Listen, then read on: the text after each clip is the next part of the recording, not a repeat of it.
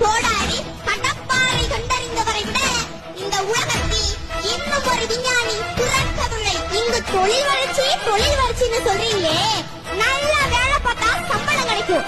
சம்பளம் கிடைச்சா நல்லா சாப்பிடலாம். அப்புறம் சாப்பாடு எங்க இருந்து வருது? யாருக்கிட்டையும் பதில் இல்ல.